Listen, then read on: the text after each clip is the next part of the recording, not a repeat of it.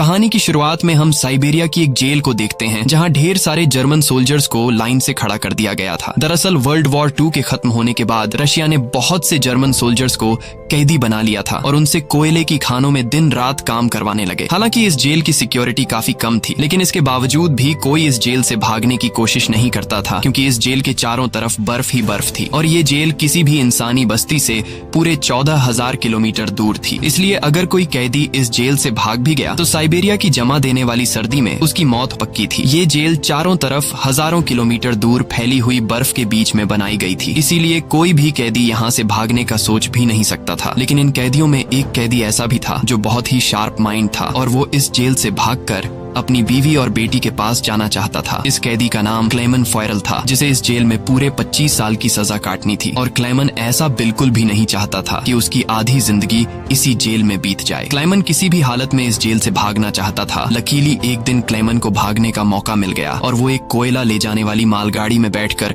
इस जेल से भाग निकला। अब जेल के बाहर जब उसने खुले आसमान में सितारों को देखा तो वो खुशी से झूम उठा, लेकिन ये खुशी कुछ ही देर की मेहमान थी। थोड़ी दूर चलने के बाद उस मालगाड़ी को रोक दिया गया और जब क्लेमन ने बाहर झांक कर देखा तो एक रशियन सोल्जर बंदूक ताने उसके सामने खड़ा था। बदकिस्मती से यहाँ क्लेमन पकड़ा गया और जेल से भागने के जुर्म में उसे एक ओपन एयर सेल में बंद कर दिया गया। सर्दी बहुत ज्यादा थी और रात में होने वाली बारिश ने क्लेमन की हालत खराब कर दी थी। उस सेल में क्लेमन को कुछ घंटों के लिए नहीं बल्कि पूरे 2 दिनों तक रखा गया। अब पूरे 2 दिन बाद अगली सुबह जेल का वार्डन उसके पास आया और उसे सेल से बाहर निकालकर उससे कुछ भी टॉर्चर नहीं किया गया। बस सिर्फ ये बोला कि तुम्हारे साथी बेसब्री से तुम्हारा इंतजार कर रहे हैं। अब जब क्लेमन अपने साथियों से मिला तो वो सब लाठियां और डंडे लेकर उसका इंतजार कर रहे थे। वो सब क्लेमन पर बहुत गुस्सा थे, क्योंकि क्लेमन के भागने की वजह से उन सबको पिछले 2 दिनों से भूखा रखा गया था। और क्लेमन को अब वार्डन की बात समझ में आ गई कि उसने क्यों कहा था कि तुम्हारे साथी तुम्हारा इंतजार कर रहे हैं। अब क्लेमन को देखते ही बाकी कैदियों ने उस पर हमला कर दिया और उसे बहुत बुरी तरह से मारा। इस मारपीट में क्लेमन इतना जख्मी हो गया कि उसे जेल के हॉस्पिटल में एडमिट करना पड़ा। इस जेल का डॉक्टर भी एक जर्मन कैदी था। जैसे ही क्लेमन होश में आया उसने डॉक्टर से कहा कि मैं एक बार फिर से जेल से भागना चाहता हूँ और मुझे आपकी मदद चाहिए। डॉक्टर क्लेमन की बहादुरी देखकर हैरान रह गया कि ये इतना सब कुछ झेलने के बाद भी हार मानने को तैयार नहीं। डॉक्टर ने उसे समझाया कि इस जेल से जिंदा भाग पाना नामुमकिन है और अगर तुम यहाँ से भाग भी गए तो बाहर की जमा देने वाली सर्दी में मर जाओगे। लेकिन हकीकत ये भी है कि अगर तुम यहाँ से नहीं भागे तब भी तुम्हारी मौत पक्की है, क्योंकि जिन कोयले की खानों में तुम काम करते हो वहाँ कार्बन की मात्रा बहुत ज्यादा है, जो हवा के जरिए तुम्हारे शरीर में जाता है और उससे कैंसर जैसी खतरनाक बीमारियां होती हैं। इसलिए डॉक्टर ने क्लेमन से कहा कि तुम्हें एक आखिरी बार इस जेल से भागने की कोशिश जरूर करनी चाहिए। उसके बाद डॉक्टर ने अपने सारे गर्म कपड़े, जूते और जरूरत का सारा सामान निकालकर क्लेमन को दे दिया और उसे ये भी बताया कि रशियन सोल्जर्स अपना खाना रेलवे लाइंस के पास छुपा कर रखते हैं। इसके साथ ही उसने क्लेमन को एक बंदूक भी दी ताकि वो अपनी हिफाजत कर सके। दरअसल डॉक्टर ने ये सारा सामान इसलिए पहले से इकट्ठा किया हुआ था क्योंकि वह खुद भी इस जेल से भागना चाहता था, मगर 1 हफ्ते पहले उसे पता चला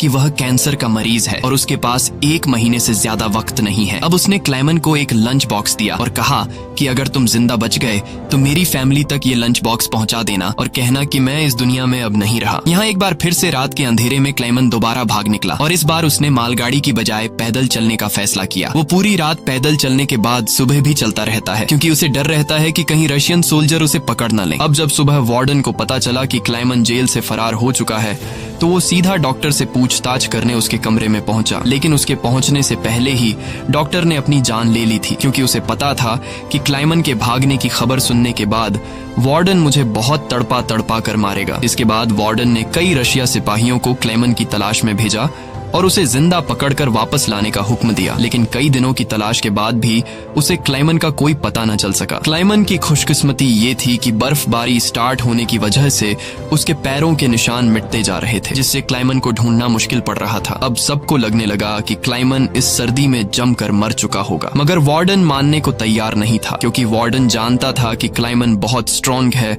और वो इतनी आसानी से हार नहीं मानेगा। इसलिए उसने तलाश जारी रखने का हुक्म दिया। वहीं दूसरी तरफ हम क्लेमन को देखते हैं जो पूरे जोश के साथ बर्फीले तूफान को पार करते हुए आगे बढ़ रहा था। जेल से भागने के 9 दिन बाद उसे अचानक कुत्तों के भौंकने की आवाज सुनाई दी और जैसे ही वो पीछे मुड़ा उसने एक स्लेज को अपनी तरफ आते देखा। उससे पहले कि वो भागता वो स्लेज उसके पास आ गई और उस पर चढ़ती हुई आगे निकल गई। तभी क्लेमन की आंख खुल गई और उसे पता चला कि वो सिर्फ सपना देख रहा था। दरअसल क्लेमन पिछले 9 दिनों से पैदल चल रहा था और अब उसका खाना भी खत्म हो चुका था। भूख और थकान की वजह से उसका आगे बढ़ना मुश्किल हो गया था, लेकिन इसके बावजूद क्लेमन ने हार नहीं मानी और जैसे तैसे चलता रहा। कुछ दिनों के बाद उसका जिस्म भी जवाब दे गया और वो भूख से बेहोश हो गया। अब कुछ घंटों बाद जब उसे होश आया, उसने अपने आसपास एक अजीब सी आवाज सुनी। तभी उसने एक सील को देखा और ये देखते ही उसकी आंखें चमक उठी। उसने फौरन अपनी बंदूक निकाली और पूरी ताकत के साथ निशाना लगाने की कोशिश की, लेकिन थकान और कमजोरी की वजह से उसका निशाना गलत हो गया और वो सील वहां से भागने लगी। क्लेमन, जिसे कई दिनों बाद जिंदा रहने की एक छोटी सी उम्मीद मिली थी, वो इस उम्मीद को हाथ से नहीं जाने दे सकता था। क्लेमन फौरन उसके पीछे दौड़ा, लेकिन दौड़ते वक्त क्लेमन बर्फ टूटने की वजह से पानी में गिर जाता है, जिससे उसके पैर में चोट आ जाती है। लेकिन जख्मी होने के बावजूद वो सील का पीछा करने लगा। क्लेमन जैसे ही गोली चलाने वाला था, वो सील एक चट्टान के पीछे छिप गई। क्लेमन और आगे बढ़ता है और सील को दोबारा देख लेता है। उससे पहले कि वो पानी में जाती, क्लेमन ने अपनी आखिरी गोली चलाई और खुशकिस्मती से वो गोली उसे लग गई। ये देखकर क्लेमन खुशी से झूम उठा, क्योंकि अब सफर के दौरान उसे खाने की फिक्र नहीं थी। कई दिनों के बाद क्लेमन ने पेट भर कर खाना खाया और थोड़ा आराम करके अपना सफर जारी रखा। अब इतने लंबे सफर में क्लेमन बिल्कुल अकेला था और उसके चारों तरफ बर्फ के अलावा कुछ भी न था। इस माहौल में उसकी दिमागी हालत खराब हो सकती थी, इसलिए वो खुद से बातें करता और पॉजिटिव बातें कहकर खुद को आगे बढ़ने के लिए मोटिवेट करता। इसके साथ ही वो हर वक्त कैंपस के जरिए अपने रास्ते को देखता है, ताकि वो इस बर्फीली वादी में कहीं खो न जाए। इसी तरह दिन गुजरते गए और फिर महीने, लगातार 2 महीने चलने के बाद क्लेमन को इस बर्फीले मैदान में एक छोटा सा पेड़ दिखाई दिया। इस पेड़ को देखकर क्लेमन इतना खुश हुआ कि जैसे उसे कोई खजाना मिल गया हो और वो भागकर उस पेड़ को गले लगा लेता है। दरअसल ये पेड़ इस बात की निशानी थी कि क्लेमन लगातार 2 महीने चलने के बाद अब ये बर्फीला मैदान क्रॉस कर चुका है और आगे जंगल शुरू होने वाला है। थोड़ा ही आगे चलने के बाद ठीक वैसा ही हुआ जैसा उसने सोचा था। अब यहाँ से जंगल शुरू होने वाला था। बर्फ का इलाका खत्म हो रहा था। वो जंगल में बहुत खुश था। वो लकड़ियां इकट्ठा करके आग जलाता है और कई महीनों बाद पहली बार सुकून से सो जाता है। पर अगला दिन उसके लिए सुकून का था या नहीं, ये कोई नहीं जानता। दूसरी तरफ हम वार्डन को देखते हैं, जो अब भी क्लेमन की तलाश में था और उसने अपनी सर्च पार्टी को हुक्म दिया कि वो 500 किलोमीटर के दायरे में क्लेमन की तलाश करें। वहीं क्लेमन एक जंगल से होता हुआ आगे बढ़ रहा था कि अचानक वहाँ एक बर्फीला तूफान आ गया। ये तूफान इतना तेज था कि बड़े बड़े पेड़ भी जमीन से उखड़कर गिरने लगे। क्लेमन जैसे ही आगे बढ़ने की कोशिश करता है, एक बड़ा सा पेड़ सीधा उस पर गिर जाता है। क्लेमन की किस्मत अच्छी थी कि शाम में 2 आदमी यहाँ से गुजरे जो सोने की तलाश में थे। उन्होंने क्लेमन को देख लिया और वक्त पर उसकी जान बचा ली। उसके बाद ये तीनों एक साथ आगे बढ़े और कई दिनों के सफर के बाद बर्फीले मैदान से बाहर निकल आए। रास्ते में उन्हें एक दरिया मिला, जिसे पार करने के लिए उन्होंने लकड़ी की एक कश्ती बनाई। दरिया पार करते वक्त वह आपस में बातें करने लगे और एक दूसरे को बचपन के किस्से सुनाने लगे। लेकिन इसी बीच दरिया का बहाव तेज हो गया और कश्ती काबू से बाहर होने लगी। ऐसे में एक साथी का तवाजुन बिगड़ गया और वह सीधा पानी में जा गिरा। उसे तैरना नहीं आता था, वह डूबने लगा। ये देखकर क्लेमन ने पानी में छलांग लगा दी और किसी तरह उस आदमी को किनारे तक लाकर उसकी जान बचाई। दूसरी तरफ उनका दूसरा साथी उन दोनों को डूबने के लिए छोड़ देता है और अकेला आगे बढ़ गया। उसका दूसरा साथी बहुत ही लालची था। उसे लगा कि वो दोनों मर गए होंगे और लालच के चलते उसने अपने दोस्त का सोना भी खुद के पास रख दिया। थोड़ी देर बाद जब क्लेमन और दूसरा आदमी टेंट तक पहुंचे तो उस आदमी को अपने दोस्त पर बहुत गुस्सा आया और उसने उसे गोली मारकर उसकी जान ली। उसके बाद क्लेमन और वह आदमी ने सामान उठाया और सफर जारी रखा। वे दोनों कई महीनों तक इसी उम्मीद पर चलते रहे कि कोई इंसानी आबादी उन्हें मिल जाए। लेकिन दोबारा सर्दियों का मौसम आ गया और हर तरफ के जंगलात बर्फ की सफेद चादर में छुप गए। उस आदमी ने जो सामान उठाया था वह काफी भारी था, इसलिए उसे बर्फ में चलने में मुश्किल हो रही थी। ये देखकर क्लेमन ने उसका बोझ हल्का करने की कोशिश की और कहा कि कुछ देर के लिए अपना सामान मुझे दे दो। लेकिन यहाँ उस आदमी को शक हुआ कि शायद क्लेमन भी उसका सोना चुराना चाहता है, इसलिए उसने क्लेमन पर हमला करके उसे नीचे धकेल देता है, जिससे क्लेमन बेहोश हो जाता है। थोड़ी देर बाद क्लेमन को होश आया तो उसने देखा कि भेड़ियों का एक झुंड उसकी तरफ आ रहा है। अपनी जान बचाने के लिए वो एक दरख्त पर चढ़ने लगता है, लेकिन पेड़ पर चढ़ते वक्त एक भेड़िया उसका पांव पकड़ लेता है। लेकिन दरख्त कमजोर था और दरख्त दरमियान से टूट गया, जिससे क्लेमन नीचे गिर पड़ा। अब क्लेमन को लगा कि उसकी मौत पक्की है। तभी अचानक गोली चलने की आवाज आई। क्लेमन ने आंखें खोली तो उसने देखा कि कुछ भेड़िए मर चुके हैं और जो जिंदा थे वह भाग चुके हैं। दरअसल इलाके के शिकारियों ने आकर उसकी जान बचाई। वो उसे अपने गांव ले गए, जहां गांव के लोगों ने उसका इलाज किया। बरसों की मेहनत के बाद क्लेमन एक इंसानी आबादी तक पहुंच चुका था। लोगों को देखकर उसे बेहद खुशी हुई। कई दिनों तक वो गांव में रुका रुका और लोगों ने उसकी खूब खातिरदारी की। एक दिन गांव में एक लेटर आया जो किसी और का नहीं बल्कि खुद वार्डन का था। इसमें लिखा था कि एक जर्मन फौजी हमारी जेल से फरार हो चुका है और अगर किसी ने उसे पनाह दी तो वह गद्दार कहलाएगा। अब ना चाहते हुए भी क्लेमन को यह गांव छोड़ना पड़ा, क्योंकि अगर वो यहाँ से नहीं जाता तो वार्डन इस गांव वालों को भी सजा देते। जाने से पहले गांव के लोगों ने उसे खाने पीने का सामान और एक शिकारी कुत्ता दे देते हैं। इस लंबे सफर में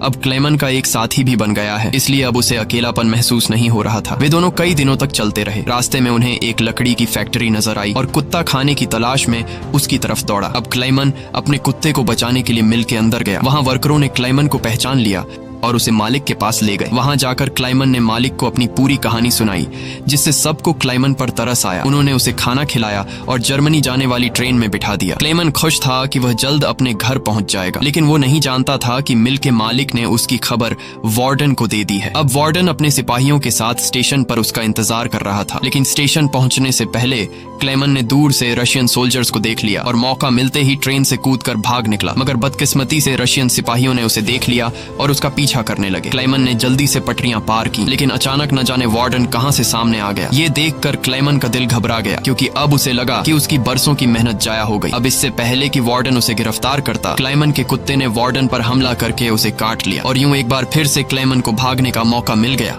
और वह पूरी जान लगाकर यहाँ से भागने लगा। लेकिन तभी उसे गोली चलने की आवाज आई और जब उसने पीछे मुड़कर देखा तो उसने अपने कुत्ते को मरा हुआ देखा। ये देखकर क्लेमन को काफी दुख हुआ, लेकिन इसके बावजूद भी वो रुका नहीं और अपनी पूरी ताकत से आगे बढ़ता रहा। उसके बाद वो पुल के ऊपर चढ़ा और नीचे से गुजर रही ट्रेन के ऊपर कूदकर वहां से भाग निकला और कुछ इस तरह से वो वार्डन के हाथों से फिर बच निकला। अब ऐसे ही दिन गुजरते गए और क्लेमन आहिस्ता आहिस्ता इस सफर में आगे बढ़ता रहा। देखते ही देखते साल 1952 आ गया और अब क्लेमन को जेल से भागे हुए पूरे 7 साल हो चुके थे। वो उस वक्त सेंट्रल एशिया में था और एक गांव के मेले में इधर उधर भटक रहा था। उस मेले में उसने खाने पीने की अलग अलग चीजें देखी। खाने को तो उसका मन कर रहा था, लेकिन उसके पास पैसे नहीं थे, इसलिए वो दिल पर पत्थर रखकर आगे बढ़ गया। तभी उसकी नजर 2 लड़कियों पर पड़ी जो मेले में पैनकेक्स बेच रही थी। क्लेमन ये पैनकेक तो खाना चाहता था, लेकिन उस बेचारे की जेब में 1 पाई तक नहीं थी, इसलिए वो मायूस होकर आगे चलने लगा। पर तभी उनमें से एक लड़की को उस पर तरस आ गया और उसने पैनकेक का एक हिस्सा तोड़कर क्लेमन को दे दिया। पहले तो क्लेमन को थोड़ा अजीब लगा, फिर उसने लड़कियों का शुक्रिया अदा करते हुए वो पैनकेक खा लिया। अब इस मेले में एक ज्यूइश आदमी भी था जिसने ये सब कुछ देख लिया था। उसके बाद क्लेमन एक चर्च में गया और ये आदमी भी उसका पीछा करते हुए चर्च में आ पहुंचा। दरअसल ये आदमी भी किसी जमाने में एक कैदी हुआ करता था, इसलिए उसने क्लेमन को पुलिस के हवाले नहीं किया और उसकी मदद करने की कोशिश की। उसके बाद वो क्लेमन को लेकर अपने घर गया, जहाँ क्लेमन ने कई साल बाद शेव की और अपने पुराने हुलिये में वापस आया। फिर उस आदमी ने क्लेमन को एक नया पासपोर्ट दिया ताकि वो रशिया के बॉर्डर को क्रॉस करके जर्मनी पहुंच सके। क्लेमन उस आदमी से बहुत खुश हुआ। जाने से पहले क्लेमन ने उसका शुक्रिया अदा किया और रशिया और जर्मनी की बॉर्डर की तरफ निकल पड़ा। कुछ हफ्ते बाद क्लेमन रशिया के बॉर्डर तक पहुंच गया और वहां मौजूद रशियन सिपाही को अपना पासपोर्ट दिखाया। यहाँ क्लेमन को ये डर था कि कहीं वो सिपाही उसे पहचान न ले या उसका जाली पासपोर्ट पकड़ा न जाए, लेकिन खुशकिस्मती से ऐसा कुछ नहीं हुआ और सिपाही ने क्लेमन को बॉर्डर पार करने की इजाजत दे दी। अब ये देखकर क्लेमन को इतनी खुशी हुई कि वो चाहकर भी अपनी हंसी नहीं रोक पाया। अब फाइनली वो उस पुल पर आ गया जिसे पार करते ही वो अपने मुल्क जर्मनी में पहुंच जाएगा। पर जैसे ही वो आधे रास्ते तक पहुंचा, उसकी आंखों पर एक तेज रोशनी पड़ी और जब उसने आंखें खोली तो उसने वार्डन को अपने सामने पाया। अब जब क्लेमन ने पीछे मुड़कर देखा तो वो अभी भी रशिया की जमीन पर था और इसका मतलब ये था कि वार्डन अब भी उसे गिरफ्तार कर सकता है। अब यहाँ क्लेमन का दिल टूट गया, क्योंकि उसके इतने सालों की मेहनत अब मिट्टी में मिलने वाली थी। लेकिन तभी कुछ ऐसा हुआ जिसकी उम्मीद खुद क्लेमन को भी नहीं थी। यहाँ वार्डन ने उसका रास्ता छोड़ दिया और उसे आगे जाने की इजाजत दे दी। अब पहले तो क्लेमन को यकीन नहीं हुआ, पर फिर भी वो हिम्मत करके आगे बढ़ा। दरअसल वार्डन क्लेमन के जिंदा रहने के जज्बे और उसकी बहादुरी को देखकर उससे काफी इंस्पायर हुआ, इसलिए उसने क्लेमन को गिरफ्तार नहीं किया और उसे अपने मुल्क वापस जाने दिया। और तभी वार्डन उससे ये कहता है, ये लड़ाई बस 2 सोल्जर्स के बीच थी, एक मैं और एक तुम, और इसे तुम जीत गए। जाओ अपनी जिंदगी जी लो। अब फाइनली क्लेमन ने उस बॉर्डर को पार किया और अपने देश जर्मनी पहुंच गया। इसके बाद वो अपने घर के करीब पहुंचा, जहां उसने अपनी बेटी और बीवी को देखा। अब थोड़ी देर बाद वो दोनों चर्च जाने के लिए घर से निकलती हैं, तो क्लेमन भी उनका पीछा करता हुआ चर्च में आ गया। हालांकि क्लेमन ने अभी तक अपनी बेटी को आवाज नहीं दी थी, क्योंकि उसे उम्मीद थी कि एक दिन जरूर उसके पिता आएंगे। जब उसकी बेटी ने पीछे मुड़कर देखा तो उसने अपने पिता को पहचान लिया और दौड़कर अपने पिता को गले से लगा लिया। अब इतने सालों बाद क्लेमन को जिंदा देखकर उसकी वाइफ की खुशी का तो कोई ठिकाना नहीं था। फाइनली उन तीनों ने एक दूसरे को गले लगाया और इसी के साथ सच्ची कहानी पर बनाई गई ये फिल्म यहाँ पर खत्म हो गई। उम्मीद है आपको आज की कहानी पसंद आई हो। अगर आपको ये वीडियो अच्छी लगी हो तो इसे लाइक कर देना और चैनल को सब्सक्राइब कर